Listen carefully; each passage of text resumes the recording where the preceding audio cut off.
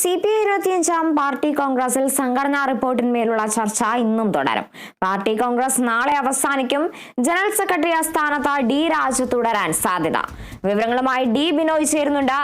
Binoy, CPI party കോൺഗ്രസിൽ സംഘടനാ റിപ്പോർട്ടിന്മേലുള്ള ചർച്ച ഇന്നും തുടരാനിരിക്കുകയാണ്. അതുപോലെ തന്നെ നാളെ പാർട്ടി കോൺഗ്രസ് അവസാനിക്കും. കൂടാതെ തന്നെ ജനറൽ സെക്രട്ടറി സ്ഥാനത്ത് ഡി രാജ തന്നെയാണോ തുടരാൻ സാധ്യത? വിവരങ്ങൾ.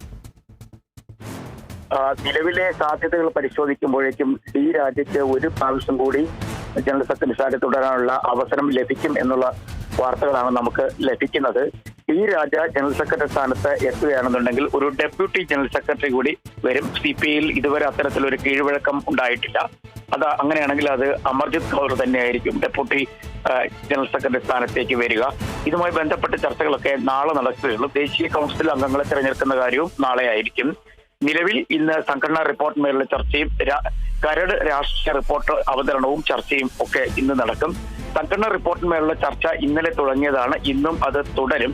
ദേശീയ തലത്തിൽ ഇടത് ഐക്യം ശക്തിപ്പെടുത്തിയില്ല എങ്കിൽ നേപ്പാളിലും ബംഗ്ലാദേശിലും ശ്രീലങ്കയിലും ഉണ്ടായതുപോലുള്ള ജനകീയ പ്രക്ഷോഭങ്ങൾ സർക്കാരിനെതിരെ ഉണ്ടാവുകയും അത് വലിയ തരത്തിലുള്ള നാശനഷ്ടങ്ങൾക്ക് വഴിവെക്കുകയും ചെയ്യും. ഇത് ഉണ്ടാവാതിരിക്കാൻ അല്ലെങ്കിൽ സംഭവിക്കാതിരിക്കാൻ വലിയ തരത്തിലുള്ള ഒരു ഇടത് ഐക്യം ഉയർത്തണം ഇന്ത്യയിൽ. അതിനുള്ള മുൻനിര പോരാളിയായി CPI മാറണം എന്നൊരു നിർദ്ദേശം സംഘടനാ റിപ്പോർട്ടിനിടെ ഇടയിൽ ഡി രാജ തന്നെ മുന്നോട്ട് വച്ചിരുന്നു.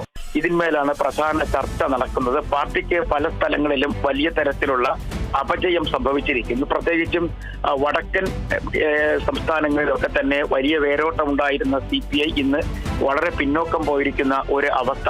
മറ്റു രാഷ്ട്രീയ പാർട്ടികളോടൊപ്പം ചേർന്ന് നിന്ന് മത്സരിക്കാൻ മാത്രം കഴിയുന്ന രീതിയിലേക്ക് കാര്യങ്ങൾ എത്തിച്ചേർന്നിരിക്കുന്നു.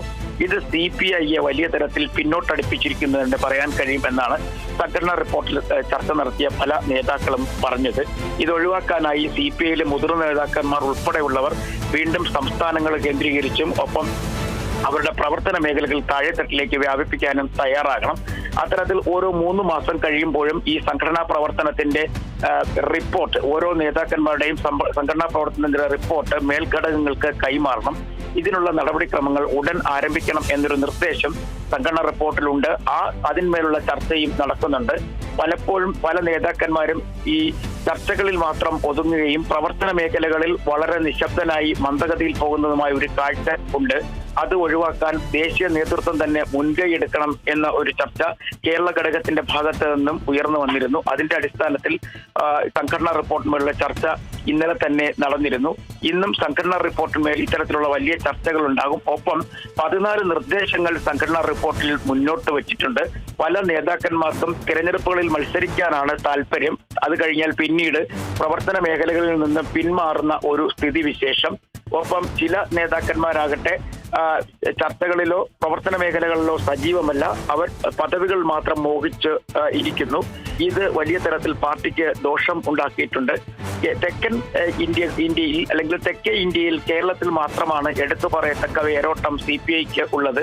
തമിഴ്നാട്, ആന്ധ്ര, കർണാടക എന്നിവിടങ്ങളിലൊക്കെ തന്നെ CPIക്ക് വലിയ അംഗബലം ഉണ്ടായിരുന്ന പാർട്ടിയായിരുന്നു. പക്ഷേ സമീപകാലങ്ങളിൽ അത്തരത്തിലുള്ള പ്രവർത്തനങ്ങളിൽ വലിയ തരത്തിലുള്ള മുരടിപ്പുണ്ട് എന്ന് സംഘടനാ റിപ്പോർട്ടിന്മേൽ ചർച്ചയിൽ പങ്കെടുത്ത പ്രതിനിധികൾ മുന്നോട്ട് വെച്ചു. അത് ദേശീയ നേതൃത്വം അംഗീകരിക്കുകയും ചെയ്തിട്ടുണ്ട്. സംഘടനാ റിപ്പോർട്ടിന്മേലുള്ള ചർച്ചകൾക്ക് മറുപടി ഡി രാജ നാളെ പറയും. ഇന്ന് വീണ്ടും കരട് രാഷ്ട്രീയ പ്രമേയത്തിന്മേലുള്ള ചർച്ചകളാണ് ഉണ്ടാവുക. തെരഞ്ഞെടുപ്പുമായി ബന്ധപ്പെട്ട കാര്യങ്ങളിൽ ഇന്ത്യ സഖ്യവുമായി കൂടുതൽ ശക്തിപ്പെടുത്തി മുന്നോട്ട് പോവുക എന്ന ഒരു ലക്ഷ്യമുണ്ട്. അതുമായി ബന്ധപ്പെട്ട് കൂടുതൽ ഇടത് ചിന്തകളുള്ള പാർട്ടികളെ ഒരുമിപ്പിച്ച് നിർത്തണം എന്നൊരാവശ്യവും സംഘടനാ ചർച്ചയ്ക്കിടയിൽ നേതാക്കന്മാരിൽ നിന്നും ഉയർന്നു വന്നിട്ടുണ്ട്. ഒപ്പം കേരളത്തിൽ നിന്നുള്ള നേതാക്കന്മാരൊക്കെ തന്നെ സംഘടനാ ചർച്ചയിൽ സജീവമായി പങ്കെടുത്ത് പാർട്ടിയിൽ ഉള്ള പ്രവർത്തനങ്ങളെ കുറിച്ചൊക്കെ വിലയിരുത്തൽ നടത്തിയിരുന്നു ഇന്നലെ. ഇന്നും ഈ സംഘടനാ ചർച്ചയുണ്ടാകും. എടുത്തു പറയേണ്ട ഒരു പ്രധാനപ്പെട്ട കാര്യം, ആരാകും ജനറൽ സെക്രട്ടറി എന്ന കാര്യത്തിലുള്ള ചർച്ചകൾ എന്നും എത്തിയിട്ടില്ല. അത് ഇപ്പോഴും തുടരുന്ന ഒരു അവസ്ഥയാണ്. പ്രത്യേകിച്ചും ഡി രാജയ്ക്ക് പ്രായപരിധി കഴിഞ്ഞിരിക്കുന്നു. 75 വയസ്സ് പിന്നിട്ടിരിക്കുന്നു. പക്ഷേ അദ്ദേഹത്തിന് ഒരു പ്രാവശ്യം കൂടി ജനറൽ സെക്രട്ടറി സ്ഥാനത്ത് തുടരുന്നതിന് ഉള്ള ഇളവ് നൽകണം എന്ന് ദേശീയ നേതാക്കന്മാർ ആവശ്യപ്പെടുന്നെങ്കിലും നിലവിലെ സാഹചര്യത്തിൽ അദ്ദേഹം അതിന് അദ്ദേഹത്തിന് കൊടുക്കാൻ അല്ലെങ്കിൽ ആ സ്ഥാനം നൽകാൻ തയ്യാറാകുമെന്നുള്ള കാര്യം ഇന്നത്തെ ചർച്ചയ്ക്ക് ശേഷം മാത്രമേ അറിയാൻ കഴിയുകയുള്ളൂ. പ്രത്യേകിച്ചും കേരള ഘടകത്തിൽ നിന്നുള്ളവർക്ക് വലിയ തരത്തിലെ വിയോജിപ്പാണ് ഡി രാജയെ വീണ്ടും ജനറൽ സെക്രട്ടറി സ്ഥാനത്തേക്ക് കൊണ്ടുവരുന്നതിനോട്. കാരണം ഡി രാജ ജനറൽ സെക്രട്ടറി സ്ഥാനത്ത് നിന്ന് ഒഴിയുകയാണെങ്കിൽ അമർജിത് കൗർ ആ സ്ഥാനത്തേക്ക് വരും. ദേശീയ തലത്തിൽ ഒരു വനിതാ നേതാവ് CPIക്ക് ഉണ്ടാകും. അങ്ങനെ വരികയാണെങ്കിൽ അതൊരു വലിയ നേട്ടമായിട്ടാണ് കേരള ഘടകം അത് കാണുന്നത്. അതേസമയം കേരള ഘടകം വിയോജിപ്പ് രേഖപ്പെടുത്തുകയാണെങ്കിൽ തന്നെയും ബീഹാർ ഉൾപ്പെടെയുള്ള സംസ്ഥാനങ്ങൾ അവിടെ നിന്നൊക്കെ വലിയ തരത്തിലുള്ള പിന്തുണ ഡി രാജയ്ക്കുണ്ട്. അങ്ങനെയാണെങ്കിൽ ഡി രാജയ്ക്ക് ഒരു പ്രാവശ്യം കൂടി ജനറൽ സെക്രട്ടറി സ്ഥാനത്തേക്ക് തുടരാനുള്ള അവസരം കിട്ടുകയാണെന്നുണ്ടെങ്കിൽ അമർജിത് കൗറിനെ ഡെപ്യൂട്ടി ജനറൽ സെക്രട്ടറി സ്ഥാനത്തേക്ക് കൊണ്ടുവരണം എന്നൊരു നിർദ്ദേശം കേരള ഘടകം മുന്നോട്ട് വയ്ക്കാനുള്ള സാധ്യതയുണ്ട്. കാരണം പാർട്ടിയിൽ വളരെ ശക്തിയായി പ്രവർത്തിക്കുന്ന ഒരു വടക്കേന്ത്യൻ നേതാവ് കൂടിയാണ് അമർജിത് കൗർ. അമർജിത് കൗറിന്റെ സാന്നിധ്യം പാർട്ടി നേതൃനിരയിലുണ്ടെങ്കിൽ അത് പാർട്ടിയുടെ വളർച്ചയ്ക്ക് വലിയ തരത്തിലുള്ള സഹായം ആകും എന്നാണ് നേതാക്കന്മാരുടെ വിലയിരുത്തൽ. എന്തായാലും അമർജിത് കൗറിനെ ഡെപ്യൂട്ടി സെക്രട്ടറി ആക്കാൻ നീക്കം ഉണ്ടാകും. അതേസമയം ഡി രാജ മാറുകയാണെന്നുണ്ടെങ്കിൽ കേരളത്തിൽ നിന്ന് ആർക്കെങ്കിലും ജനറൽ സെക്രട്ടറി സ്ഥാനത്തേക്ക് എത്താൻ കഴിയുമോ എന്നുള്ള കാര്യങ്ങളൊക്കെ ചർച്ച ചെയ്തിരുന്നുവെങ്കിൽ അത് പിന്നീട് അത്തരം ചർച്ചകളിലേക്ക് പോകണ്ട എന്ന് കേരള ഘടകം തീരുമാനിച്ചു. അതേസമയം ദേശീയ കൗൺസിലിലേക്ക്, ദേശീയ സെക്രട്ടേറിയറ്റിലൊക്കെ കേരളത്തിൽ നിന്നും ചില പേരുകളൊക്കെ പറഞ്ഞു കേൾക്കുന്നുണ്ട്. രാജ്യസഭാ അംഗമായ സന്തോഷ് കുമാറിന്റെ പേരും ഒപ്പം പാർട്ടി അസിസ്റ്റന്റ് സെക്രട്ടറിയായ പ്രകാശ് ബാബുവിന്റെ പേരുമാണ് ഇപ്പോൾ പാർട്ടി സെക്രട്ടേറിയറ്റിലേക്ക് കേൾക്കുന്ന രണ്ട് പേരുകൾ. ഇത് എത്ര കണ്ട് മുന്നോട്ട് പോകുമെന്നുള്ളതൊക്കെ നാളെ മാത്രമേ അറിയാൻ കഴിയുള്ളൂ. നാളെ ദേശീയ കൗൺസിലിനെയും പുതിയ ജനറൽ സെക്രട്ടറിയും നിർദ്ദേശിക്കും.